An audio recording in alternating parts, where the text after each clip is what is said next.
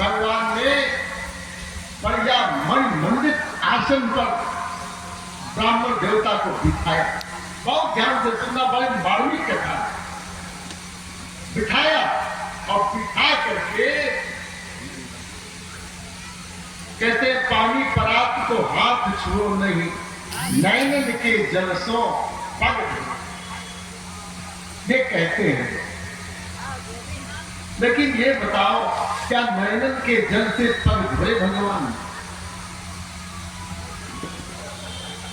यह कभी की कल्पना है। भगवान ने एक पात्र में जल लिया और जल लेकर के पैरों को धोया। ये सही है, ये सही है। आप लोग भी, और आप लोगों की बात हम नहीं जानते, हम अपनी बात बता देते हैं। अभी यही ये तरी दुर्गापुर पड़ता है, दुर्गापुर के क्षेत्र में एक राजेश तिवारी है, उनके हम कथा कहने गए। कथा सुनते सुनते सुनते सुनते वो इतने भावुक हो गए कि जब दूसरे दिन हम पहुंचे तब बोले एक लोटे में जल और एक थाली लिए पूजे की बैठे के नीचे। अब बोले महाराज जी सर नीचे लगता। हमने कहा ये क्या है? अरे बोले हम चरण धोएंगे। अरे मैं तिवारी जी ठीक है ठीक है, अब चरण थोड़े चक्कर में धो और कथा सुनो। बोले नहीं महाराज जी हम चरण धोएंगे। तो हमने कहा हम चरण नहीं धुआते हैं, ये सब बेकार का ड्रामा भी करो, कब करोगे आप? पैर धोने का समय नहीं रहा। तो उनकी आंखों में आंसू भरे, रोने लगे। जो हमने आंखों के आंसू देखे तो हमने तुरंत अपने पैर लटका दिए। अब बड़े प्रेम से उन्होंने पाद प्रक्षालन किया और प्रक्षालन करने के बाद वो जल लेकर ऐसे अब पिया, थाली ऐसे उठा दी, अब पिया, अब पी करके जल जो शेष बचा वो सारे घर में संप्रोक्षण की। एक साधारण आदमी की बात बता रहे हैं। और जो उत्तम श्लोक भगवान श्री कृष्ण हैं, उन्होंने जब पाद प्रक्षालन किया तो उन्होंने क्या किया? एक कथावाचक जी कथा कह रहे थे और भगवान की ऐसी कृपा के वहां बैठे सुन रहे थे। हालांकि वो हमारे शिष्यवत्व हैं और वो हमें गुरुदेव कहते हैं, सम्मान भी करते हैं। बहुत अच्छे कथावाचक हैं, बड़े सरल स्वभाव के अनिल पांडे भोला निवादा बैठे थे। तो बोले अब हमारी काफी घटना शुरू हो गया है, हमारे गुरु जी आ गए। बैठे हमें बड़ा सम्मान किया। जब कथा सुनने के लिए ही कथा चल रही थी तो कथा सुनने के बाद बोले गुरुदेव जाओगे नहीं, चाय पी के जाओ। ऐसे उनका हमने हाथ पकड़ लिया और चल दिया। रास्ते में हमने कहा बउआ वो जो पैर धो करके जो जल मिला था उसको क्या किया? वो परात कहाँ है? जिस परात में तुमने सुदामा जी के चरण धुलवाए थे भगवान श्री कृष्ण से, वो परात कहाँ है? बोले कहा करिए हुआ तो हुई छूटी है। हम कला नया होते तो आप वो तुम पी लेते हो और जो हम पी लेते हैं पाती वो बेकार करूँगी। तुम कथा छोड़ दिए। बोले गुरुदेव हम जान गए, तुम बताना चाहते हैं भैया। हमने कहा बताएंगे। भगवान ने उस जल को देखा कि अब इस जल को क्या करें, तो मन में विचार किया कि एक बार मैं छल कपट से नकली ब्राह्मण बना था। नर्मदा के पावन तट पर भृगुकक्ष नामक स्थान पर जहां बलि राजा यज्ञ करा रहे थे, वहां हम माया के ब्राह्मण बनकर के माया मानव को हरि लिखा है वहां भागवत में स्कंद में। माया मानवत भगवान, माने माया से ब्रह्मचारी का वेश बनाया, बामन बोलता है ना। तब बटुम बामन दृष्टा, बामन भगवान को देख करके सब खड़े हो गए, इतना तेज था। और जब उनके चरण धोए गए और इसके बाद ब्रह्मलोक तक उनका जब चरण पहुंचा विराट वेश में, तो ब्रह्मा ने भी चरण धो करके उनका और वो जल अपने कमंडल में रख दिया।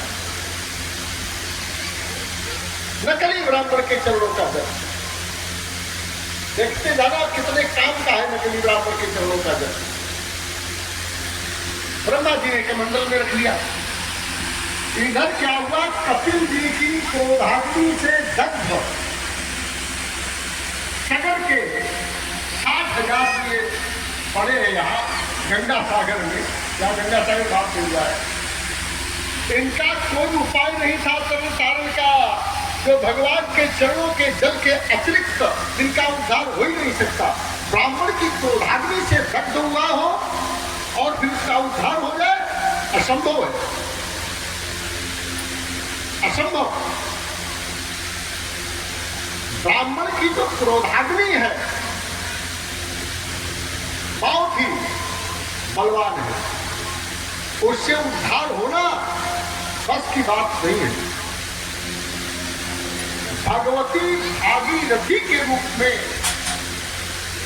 भगवान शिव की कृपा का आश्रय लेकर के जब वो सरित कपिलाश्रम पहुंची, तो नकली ब्राह्मण के चरणों का जल तरण तारण का कारण बना।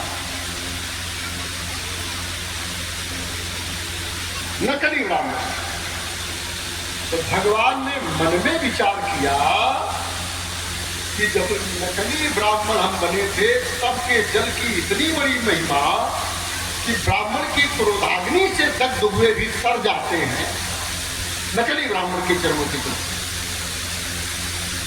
और ये तो असली ब्राह्मण है, बचपन से जाना हुआ, इसके बराबर तो कोई ब्राह्मण आज तक हमें नहीं मिला। तो हम नकली ब्राह्मण बने थे, तो नकली ब्राह्मण के चरणों का जल लोक पावन है, संसार को पवित्र करने वाला, और हमारा जो चरित्र है वो भी संसार को पवित्र करने वाला है।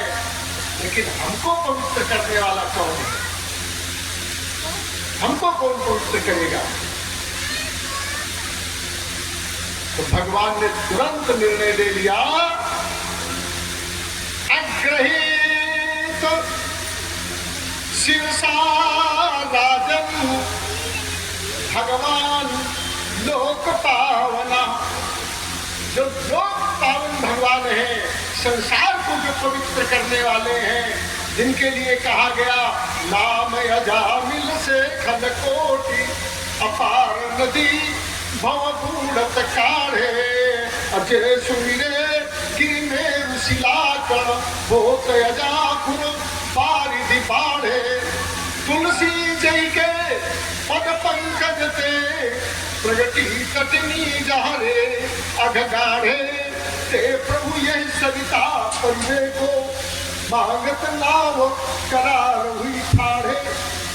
वहां लिखा है यमुना के पावन पुलिन पर जब भगवान तुलसी राम पहुंचे हैं और मांगी नाव केवट आना, तो ये आवाज सुनी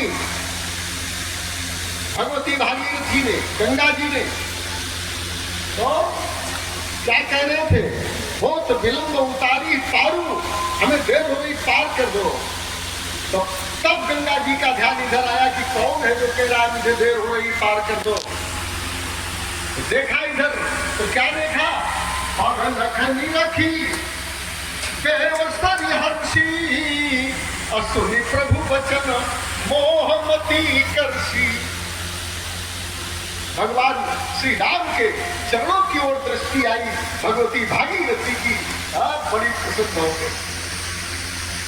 प्रभु पद नख निरखी देवसरी हंसी, पिताजी आ गए।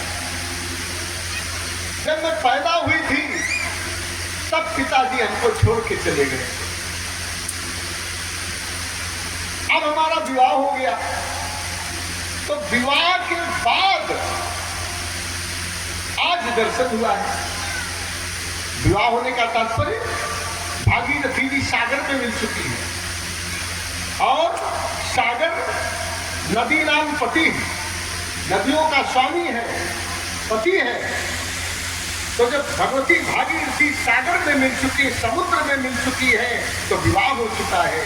तो जन्म के समय दर्शन था भगवान वामन का विराट स्वरूप, और तब से आज वो भगवान आए हैं हमारे पास में।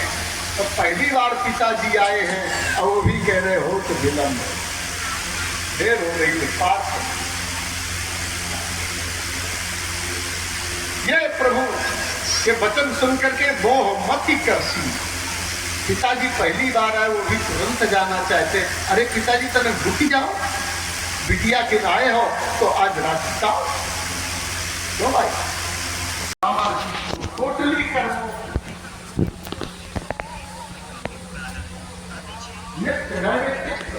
और सामने कर्मों की जो टोटली है, वो टोटली है। तो भगवान सोचते हैं कि अरे अब इतना तो कह दो कि समर्पण ही नहीं होगा, आप तो समर्पण है। और वो सोचते कैसे समर्पण करें, गंदे गंदे कर्म है।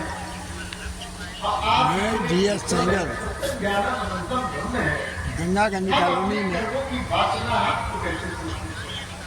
जो अपार्टमेंट के पास ये कथा हो रही है। हमारे यहाँ जब कोई आता है रामचरितमानस, जिसे सभी सुनने आए।